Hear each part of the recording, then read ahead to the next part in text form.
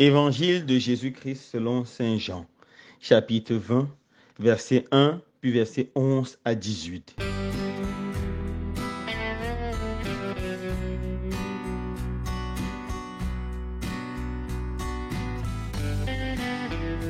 Le premier jour de la semaine, Marie-Madeleine se rend au tombeau de grand matin. C'étaient encore les ténèbres. Elle s'aperçoit que la pierre a été enlevée du tombeau.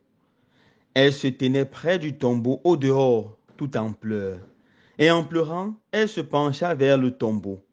Elle aperçoit deux anges vêtus de blanc, assis l'un à la tête et l'autre aux pieds, à l'endroit où avait reposé le corps de Jésus. Ils lui demandent, « Femme, pourquoi pleures-tu » Elle leur répond, « On a enlevé mon Seigneur, il ne sait pas où on l'a déposé. » Ayant dit cela, elle se retourna. Elle aperçoit Jésus qui se tenait là, mais elle ne savait pas que c'était Jésus. Jésus lui dit, « Femme, pourquoi pleures-tu? Qui cherches-tu » Le prenant pour le jardinier, elle lui répond, « Si c'est toi qui l'as emporté, dis-moi où tu l'as déposé, et moi j'irai le prendre. » Jésus lui dit alors, « Marie. » S'étant retournée, elle lui dit en hébreu, « Rabouni », c'est-à-dire « Maître ». Jésus reprend, « Ne me retiens pas, car je ne suis pas encore monté vers le Père. Va trouver mes frères pour leur dire que je monte vers mon Père et votre Père, vers mon Dieu et votre Dieu. » Marie-Madeleine s'en va donc annoncer aux disciples, « J'ai vu le Seigneur. » Et elle raconta ce qu'il lui a dit. Acclamons la parole de Dieu. Louange à toi, Seigneur Jésus.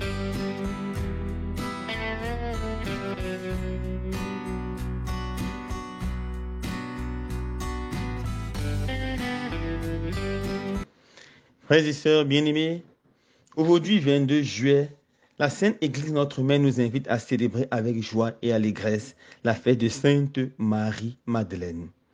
Qui est Marie-Madeleine? Marie-Madeleine, c'est cette sainte femme dont l'Évangile nous parle. Elle était possédée par cet esprit mauvais, par cet démon terrible qui pourrissait sa vie, et Jésus l'a libérée. Certainement, elle était possédée par cet esprit parce que dans sa vie de pécheresse, elle a ouvert les portes aux esprits mauvais.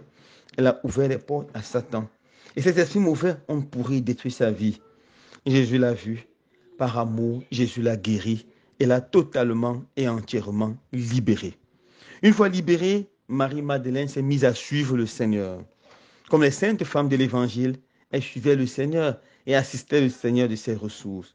Elle a été fidèle. Elle a suivi le Seigneur jusqu'à la croix, lorsque Jésus a été condamné à mort, arrêté. Et sur le chemin du calvaire, avec toute la violence, ses apôtres se sont échappés. Marie-Madeleine, comme la Vierge Marie, est restée fidèle jusqu'à la croix. Et après la mort de Jésus, la même Marie-Madeleine vient au tombeau du premier jour de la semaine.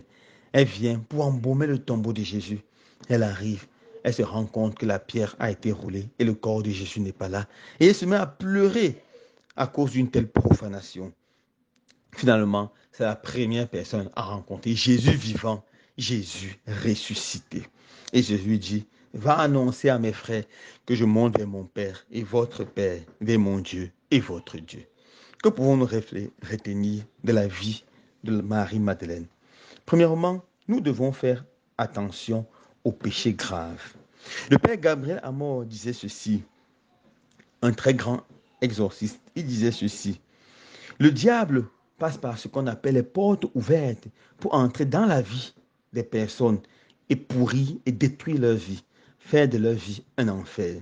Et bien, nous devons faire attention aux péchés, spécialement aux péchés graves, aux péchés mortels. Faisons attention aux péchés de sexualité. Notre corps, c'est le temple du Saint-Esprit. Notre corps ne doit pas être banalisé. Notre sexualité ne doit pas être banalisée. Beaucoup de personnes sont détruites à cause de leur sexualité mal vécue. Faisons attention aux péchés graves tels que l'avortement, l'homosexualité. Faisons attention à ces péchés car ils peuvent nous ouvrir aux forces du mal. Faisons attention également à tout péché qui détruit, dénature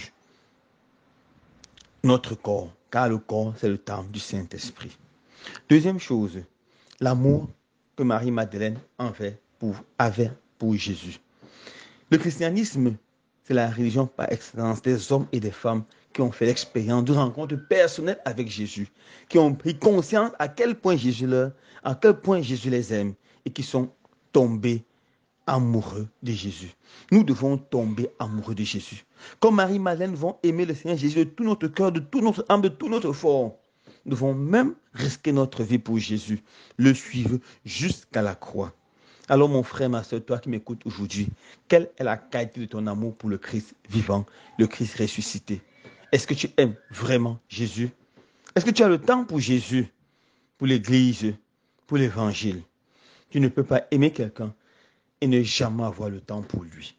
Dernière chose, Marie-Madeleine est envoyée par Jésus pour annoncer à ses frères qui montent vers son Père et notre Père, vers son Dieu et notre Dieu.